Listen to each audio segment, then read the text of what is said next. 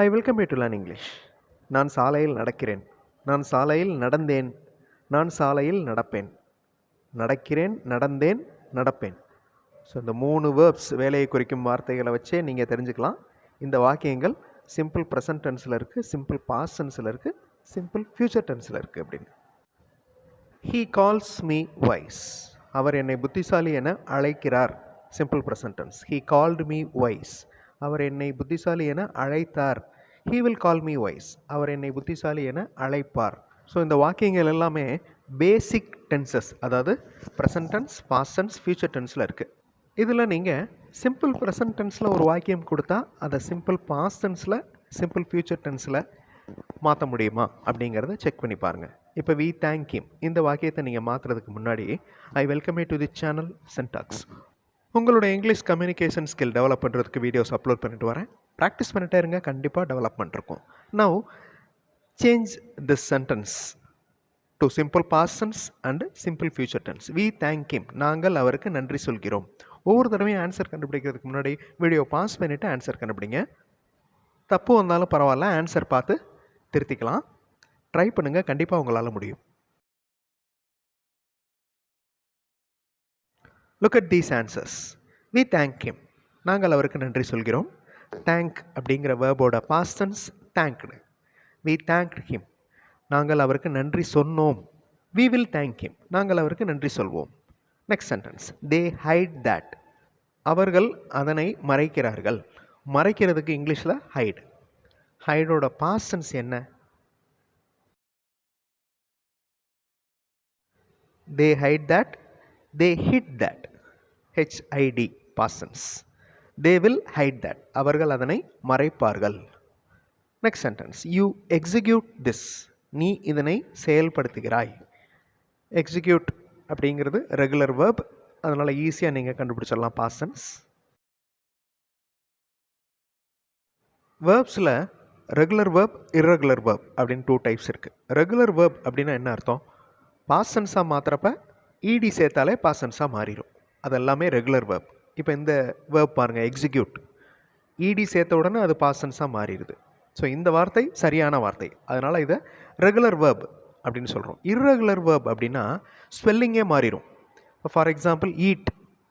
ஈட்னா சாப்பிட்றது, அதனுடைய past tense ate, A T E. Past participle eaten.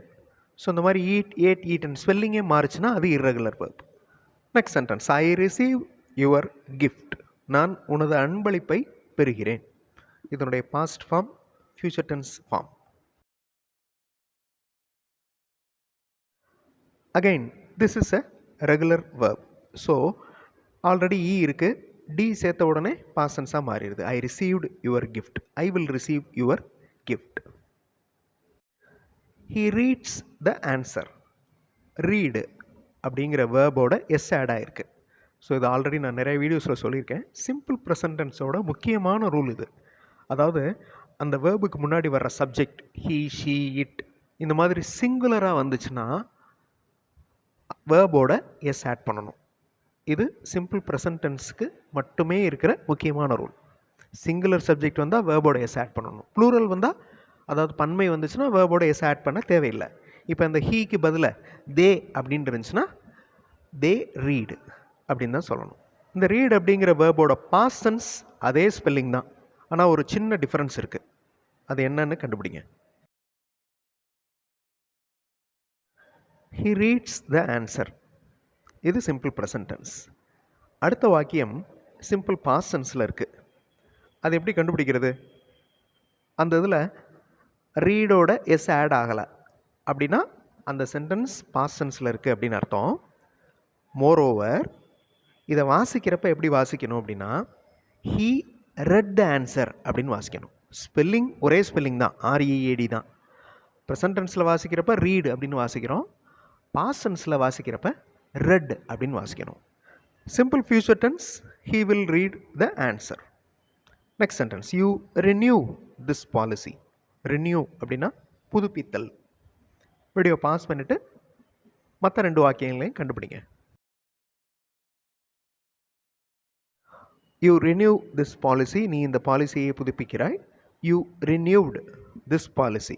நீ இந்த பாலிசியை புதுப்பித்தாய். You will renew this policy.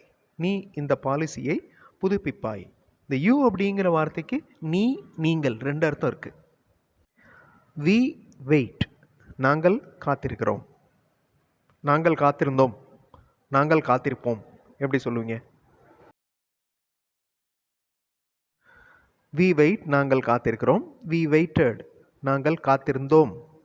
We will wait, நாங்கள் காத்திருப்போம். யூ ஹேண்டில் திஸ், நீ இதை கையாளு. கையாளுதல், ஹேண்டில். நீ இதனை கையாண்டாய், நீ இதனை கையாள்வாய். So another regular verb, T சேர்த்த உடனே அது பாஸ்ட் டென்ஸாக மாறிடுது. You handle this, you handled this, you will handle this. So handle, handled, will handle. இந்த மாதிரி ஒவ்வொரு வேர்புக்கும் நீங்கள் சிம்பிள் பாஸ்ட் ஃபார்ம் தெரிஞ்சிருக்கணும், பாஸ்ட் பார்ட்டிசிபிள் தெரிஞ்சிருக்கணும். அதாவது ஈட் அப்படின்னு சொன்னால் ஈட், ஏட், ஈட்டன். இந்த மாதிரி ஒவ்வொரு வேர்புக்கும் சொல்ல தெரிஞ்சிருக்கணும். அதே மாதிரி ரெகுலர் வேர்ப், இர்ரெகுலர் வேர்ப் ரெண்டையும் ஐடென்டிஃபை பண்ண தெரியணும். இந்த வீடியோவில் பேசிக் டென்சஸ், அதில் சென்டென்சஸ் எப்படி ஃபார்ம் பண்ணுறது அப்படிங்கிறத பார்த்தோம். அடுத்த வீடியோவில் இன்னொரு இன்ட்ரெஸ்டிங்கான கிராமர் டாப்பிக்கோட பார்க்கலாம். தேங்க்ஸ் ஃபார் வாட்சிங் and thanks for your valuable comments.